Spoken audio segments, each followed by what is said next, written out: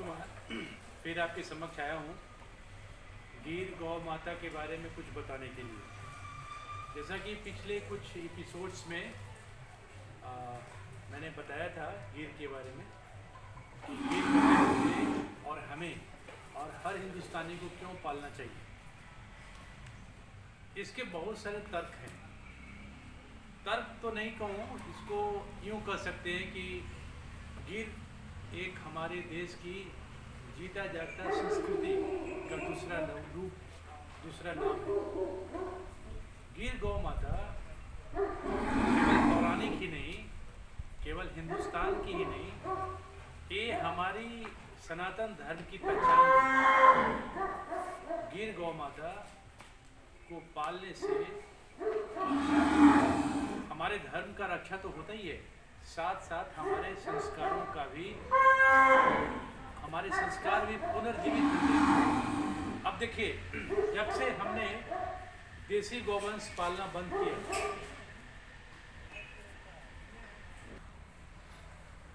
जिस गिर गौ माता के सामने मैं खड़ा हूँ उनका नाम है सरस्वती।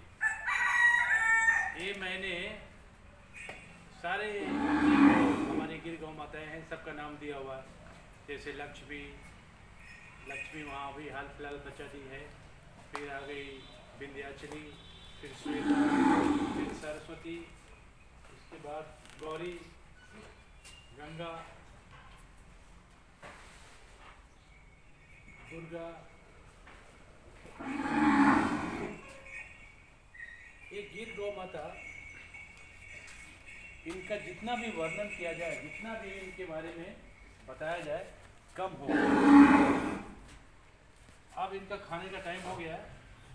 अब इसी तरीके से बताना चाह रही है कि मुझे खाना भी दो। ये आप सोचते हो कि बार बार मैं क्यों वीडियो बनाता हूँ। ये वीडियो बनाने से मुझे क्या मिलता है? इस हिंदुस्तान में जो इतने साल से लोग सोए हुए हैं, उनको मैं क्या बताना चाह रहा हूँ। और कुछ लोग इसको उपहास के रूप से देखते होंगे, यार मेरी जो मर्जी है सो मैं रखूं। गिर गाय के बारे में आप क्यों बता रहे हो, क्यों मेरा समय बर्बाद कर रहे हो सकता है एक कुछ देर के लिए यदि ऐसा माना जाए कि ये मेरी सोच है कि हर हिंदुस्तानी को गिर गाय रखनी चाहिए, लेकिन हिंदुस्तान के अंदर बहुत सारे रिलीजन हैं।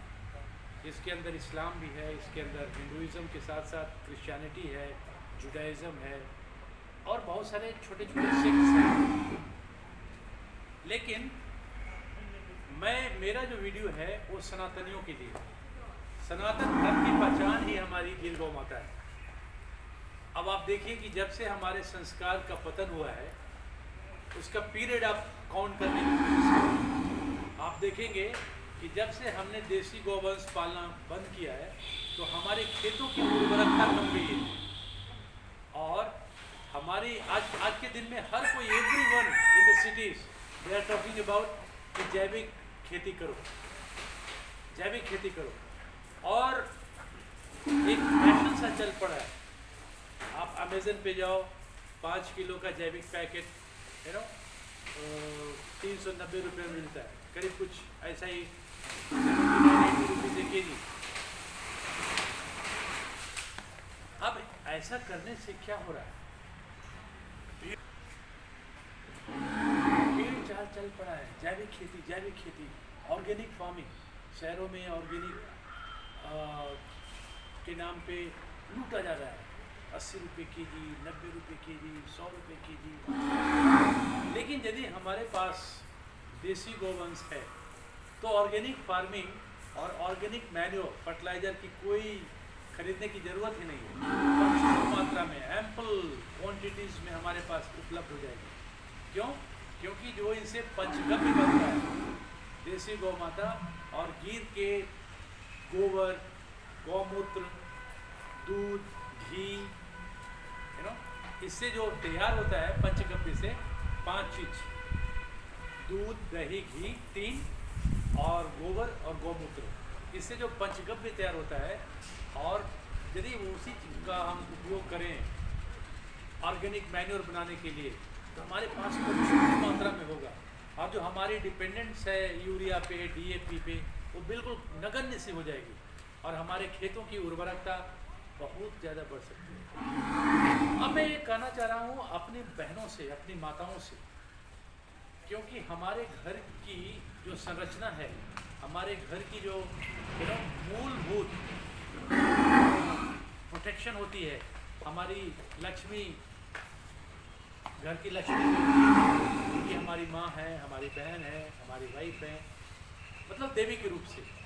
मैं कहता हूँ कि बहना, आप जो सोना खरीदती हो, सोना क्यों खरीदती हो?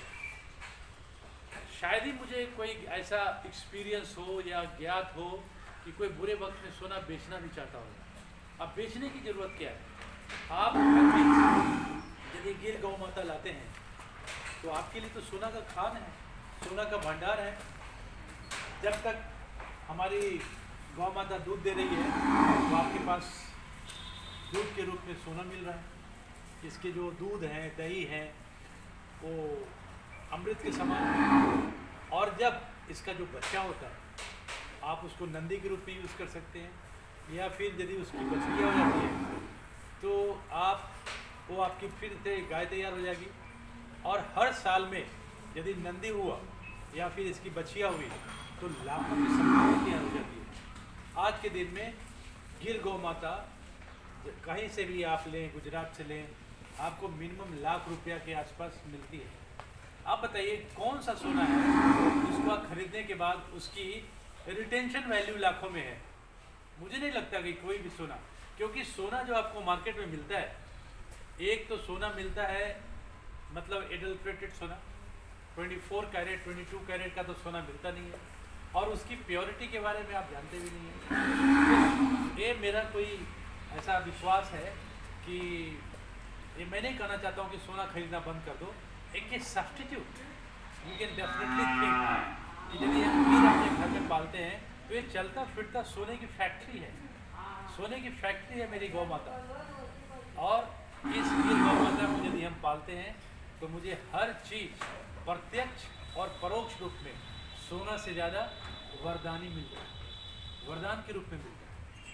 आज के हालत देखिए, हमारे देश में नेता हो या अभिनेता हो या कोई भी समाज सेवी हो या रिपोर्टर हो, हर कोई हमारे सनातन के खिलाफ बोला। और जो जितना सनातन के खिलाफ बोला वो उतना ही बड़ा विद्वान और सेकुलर माना जाता है। और यही एक मूल कारण है जो हमारे सनातन धर्म को बर्बाद करने में हद तक मतलब सक्सेसफुल हुआ है। और इसको रोकने का एक ही तरीका है कि जब तक हम अपने ओरिजिनल थिंकिंग पे नहीं आएंगे, सनातन धर्म को नहीं अपनाएंगे, जिसमें हमारी पौराणिकता और हमारी ये जो वैभव की संपन्नता थी। ये जो गिर गाय के बारे में बार बार कहता हूँ, ये गिर गाय हमारे सनातन से इसका जो जुड़ाव है आज से नहीं, पौराणिक समय से। हमारे देसी गौवंश में सबसे उत्तम जो किस्म की गिर गाय है, देसी गाय है, वो गिर है। अब इनके बारे में यदि वर्णन नहीं किया जाए तो ऐसा लगता है कि हमने अपनी संस्कृति को कहीं अधेर मतलब घनघोर जंगल में छोड़ दिया है। ऐसा नहीं, ये धर्म है। हमारे देश में बोला जाता है कि अभिव्यक्ति की आज़ादी है। देश तोड़ने वाले बोल सकते हैं, हम लोग धर्म प्रचार करने के नाम पे, अपने सनातन धर्म को आगे बढ़ाने के नाम पे हर हिंदुस्तानी को आगे बढ़ाना पड़ेगा। जब तक हिंदुस्तान का हर सनातन धर्म मानने वाला नहीं आ रहा है क्या, हिंदुस्तान का हर सनातनी यदि अपने धर्म का प्रचार नहीं कर पाएगा तो हमारे देसी गौवंश करीब करीब विलुप्त हो जाएगा। मैं तो यह आह्वान करता हूं कि जो भी हिंदुस्तान में सनातनी अपने को कहता है या कहलाने की कोशिश करता है, उसको देसी गोबर से प्यार करना चाहिए। अब देखिए हमारे पास जितनी भी गायें हैं, ये गौ माताएं यहाँ पे खड़ी हैं, इनका प्रकृति से और हमारी संस्कृति से दोनों का लगाव इस तरह से है जैसे एक दूसरे के लिए बने हैं।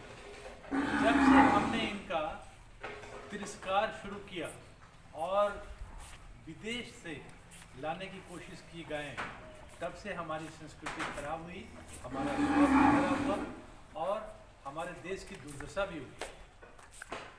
कुछ लोग कह सकते हैं कि नहीं, पहले के ज़माने में हम ज़्यादा गरीब थे, अभी हम ज़्यादा संपन्न हैं, लेकिन संपन्नता ऐसी संपन्नता जो हमारी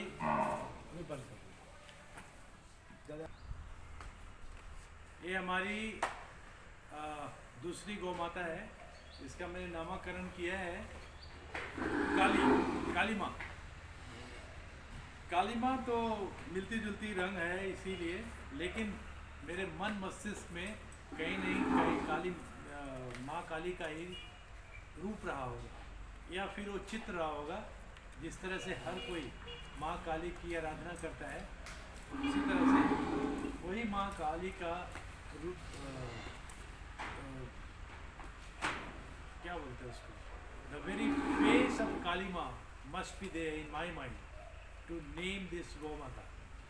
उतना ही शक्तिशाली, उतना ही देखने की इसकी सौंदर्य, इस तरह से हमारी काली माँ से हम मांगते हैं, वरदान मांगते हैं, शक्ति मांगते हैं, उसी तरह से हम इस गौ माता से वरदान के रूप में दूध, दही, घी, गोमूत्र, गोबर का प्रसाद मांगते हैं और ये देती है, सहस्त्र देती है।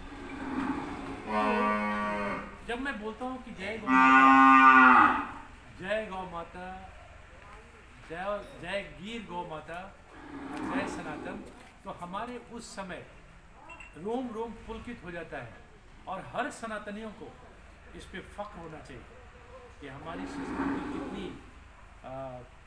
भव्य, कितनी मनोरम और कितनी क्या होता है, मतलब एडोरेबल है। और इसको कुछ अभी के कालखंडों में कुछ पापियों के द्वारा इसको अवहेलना करना या उपेक्षित करना या उस नज़रिए से देखना जैसे हमारे देश में, जो कि हिंदुओं का देश है, हिंदुस्तान मात्र एक ऐसा देश है जहाँ पे कभी किसी हमारे हिंदू राजा ने अटैक नहीं किया। ये जब भी जैसे अरब यहाँ पे आए मोहम्मद बिन कासिम के रूप में, तो यहाँ पे जब अटैक किया राजा दाहिद को, उसके पहले से भी देख लीजिए, प्राचीन समय में भी कभी हिंदुस्तान ने कभी दूसरे राज्य पे अटैक नहीं किया। तो हमारी संस्कृति ये बोलती है वसुधैव कुटुंबकम, entire world is my family.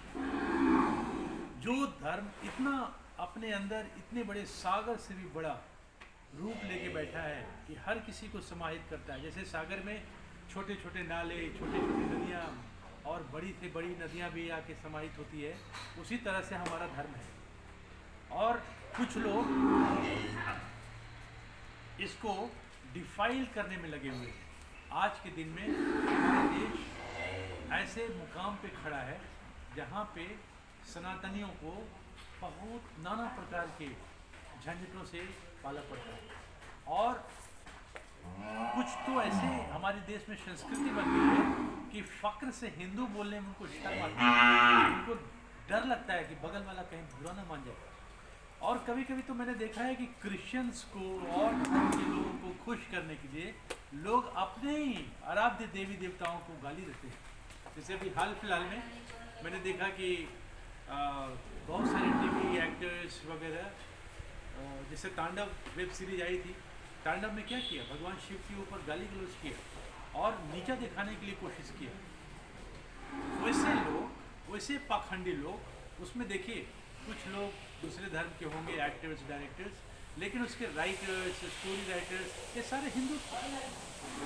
आप देखते होंगे कभी कभी पेड़ जब बढ़ना शुरू करता है तो उसकी टाइम टू टाइम उसका जो गार्डनर होता है उसकी प्रूनिंग करता है। हमारे सनातन धर्म में भी प्रूनिंग की ज़रूरत है। प्रूनिंग मतलब जो अनवांटेड टहनियाँ होती हैं पेड़ों के उसको छांट दिया जाता है ताकि पेड़ सीधे लंबा ऊपर जाए। उसी तरीके से सनातन धर्म में भी पाखंडियों की ये जो एक वर्ड है इंग्लिश में इम्पोस्टर्स, ये रंगा सियार इसको बोलते हैं। Some of them they really masquerade to be Hindus और सनातनी but they are traitors. They pretend that they are सनातनी but in fact they are in a mood to destroy the religion. तो ऐसे ऐसे लोगों से बचने की ज़रूरत है और मैं आह्वान करता हूँ छोटे छोटे बच्चों के और ऐसे विद्यार्थी जो स्कूल जाते हैं अपनी पुरानी संस्कृति को पढ़ें। मैंने बार बार और भी वीडियोस में बोला है कि ये कम्युनिस्टों ने जब से आज़ादी के बाद कम्युनिस्टों ने हमारी हिस्ट्री की पूरे पन्ने को पलट दिया। जो सच्चाई थी उसको छुपा दिया और जो सच नहीं थी उसको उसने उद्धृत किया।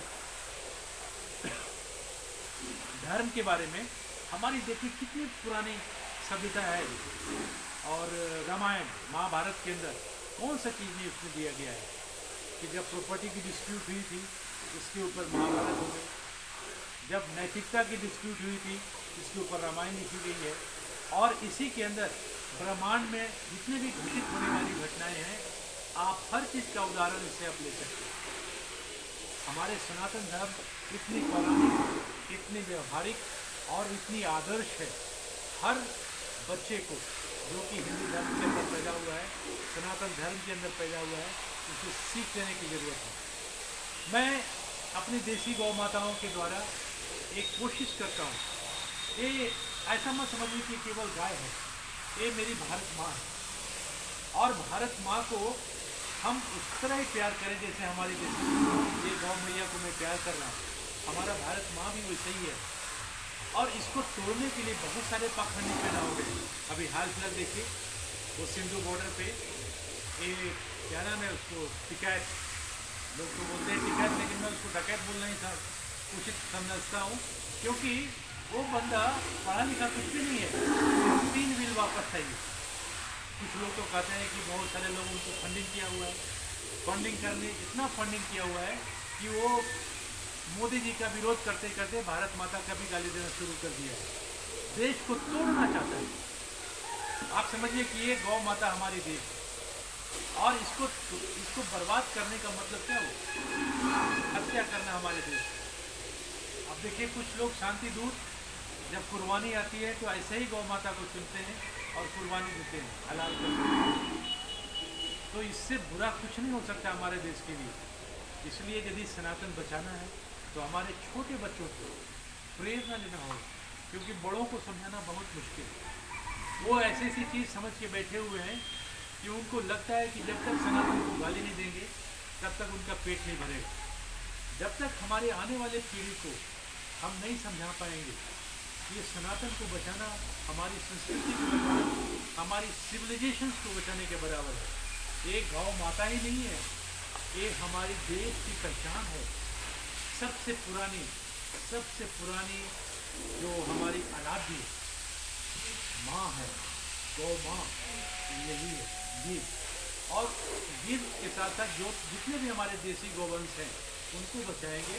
कोई ज़रूरी नहीं है कि मुझे 20 लीटर दूध मिले खाने के लिए, 1 लीटर भी काफ़ी होता है। लेकिन 1 लीटर दूध इसका और टनों टन उनका दूध कोई मुकाबला नहीं कर सकता क्योंकि गुणवत्ता इसमें है, गुणवत्ता उसमें नहीं है। आप देखते होंगे कितने मिशनरी लोग आए इंडिया में, इन्होंने क्या किया, मिशनरी ने किसके लिए क्या किया।